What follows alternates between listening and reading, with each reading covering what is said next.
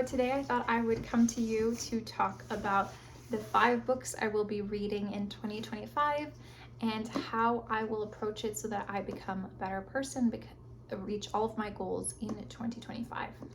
Also, side note, I do know my hair looks kind of crazy today. I don't know what's going on. I feel like since I've turned 30, it is what it is. So, first book.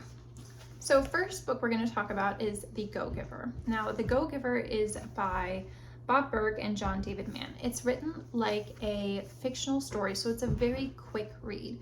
But the general gist of this is that you add value to people's lives, and that'll make your life so much more valuable, and it'll also bring more good stuff into your life. So I know that since it is a very quick read, it's not something where, it is thought-provoking, but more so as a whole book versus chapter by chapter. So because it is more thought-provoking as a whole book, I think what I'm going to do is, probably because I'll get through this in one afternoon, is spend like a week or 2 weeks after just focusing on implementing, adding more value to others, bringing more good to others, and just adding more value. That's it at the end of the day. And then taking note of also all the good things that are happening to me. So that's, I think, really key with a lot of these books, is to focus on implementation post. I know I said it already, but like really giving yourself time and not just speeding through things. Because I know I love to read. I can get through books really fast. But that is not the point with this. So, Go-Giver, great read, quick read. Now, the next book that I'm going to be talking about is this one, Brian Tracy's No Excuses. Now, this is one of my favorite books. I have read this multiple times. Every time I have read it and implemented things, it has made my life better. Not just in one area, but in multiple areas. I'm going to stop tapping now. But basically, what I really appreciate about this book is that it shows you how to improve your life in multiple areas. So it's not just business focused, though it does talk about business or career. It also talks about finances in a lot of different areas. And it gives actionable advice in terms of how you can improve it. And it's simple. It is a little bit denser and lots of actionable advice. So this could, if you're actually going to do the things that are recommended, it could take you a good amount of time to get through this. But I think it is a fantastic, fantastic read. And I think anybody who's looking to become the best version of themselves should be reading this book. So I can't wait to reread this again, because I know it has made such a big difference for me, both mentally as well as just seeing the results in my life as well. And mindset is a huge thing, right? So love, love, love. Now, this is a favorite, and it's a favorite for a reason, and that is Atomic Habits by James Clear. If you're not subscribed to the author's e-newsletter, you definitely should be. Because there's a lot of valuable insight there. It's a very quick read, so it's not going to, you can delete it pretty much right after unless you find really good value in it. So this one talks more, and I'm sure you've already heard of it, it talks more about how to implement habits, right? And so if we're going to read, for example, the No Excuses, which talks about a lot of different habits also to implement, then it may be beneficial to follow it up with Atomic Habits, or do Atomic Habits first, because this will teach you actually how to implement those things. So Atomic Habits is really like breaking down habit formation and, what kind of triggers you may want to implement so that you know right away to do those. And actually, I never actually finished this one. So this will be a great way to get myself to finish this.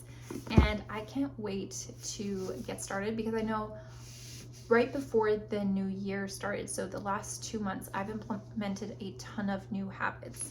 And some of them aren't necessarily, related to a trigger. Some are just, I know it's roughly this time, so it's time to do it. But it would be great to have a firm routine. And this, I think, and there's so many more habits to implement, and I think this would be a really great way to do that.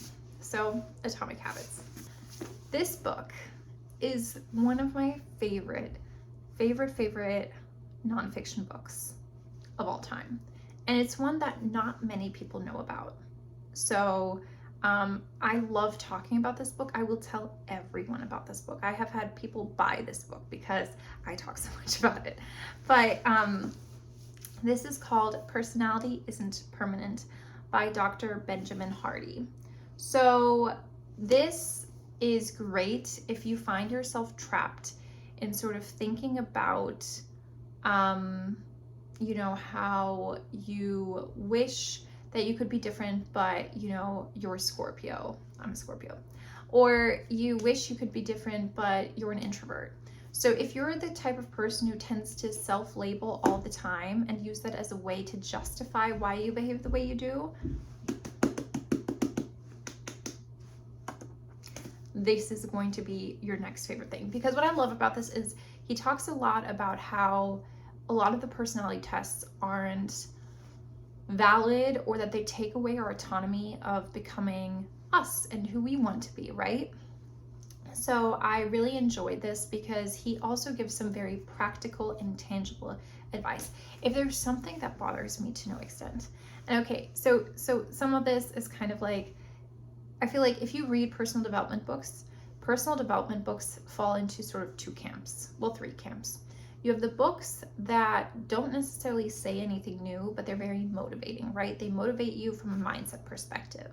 And then you have those books who give very tangible advice and actionable advice, so you can actually implement something and grow and learn from that.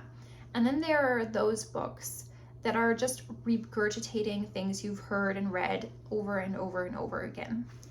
Now this, and I think very few actually fall into the tangible, actionable advice. This gives you tons of tangible and actionable advice. So that's what I really love about it. And this may also take a little bit longer because he does have a ton of, like, at the end, things to do, sort of like homework, but probably not homework. But he does have a lot of suggestions as to what you can do in order to improve your life and become the person that you want to be. So if you are looking to do that, then this is going to be a great read for you. I have saved the most controversial book for last. And before I talk about it, I'm just going to say that this has no, I'll just get into it. So this is 12 Rules for Life by Dr. Jordan Peterson. Now, hold up before I hear people getting upset.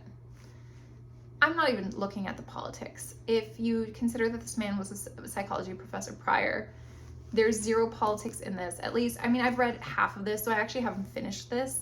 But for the most part, from what I've seen, there's zero politics in this. It's literally just philosophy, psychology, and what are some good habits to implement.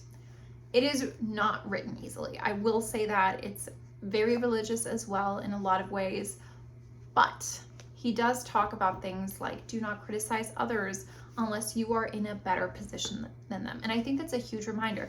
I needed to hear that because I was realizing, because I was so unhappy with where I was in life, because even a year ago, half a year ago, there were a lot of things going on that were not good or that I was not happy with. And so I was criticizing a lot. I found myself criticizing others a lot. It's a terrible habit to fall into, but I do think it's a natural proclivity to do that when you're unhappy with your own self and life. And so reading that was really crucial for me to take a step back and then to be like, oh, wait, hold up. I'm doing this, but am I actually in a better position than this person? Or am I actually doing this better? Or is there room for growth? And if there's room for growth, I really shouldn't be condemning anybody, and I should be really cheering them on because they're doing a fantastic job. So I thought that was incredible to have that reframed, and I don't know that I would have reframed it without reading it here. So I do think there's a lot of value and merit in what he has to say.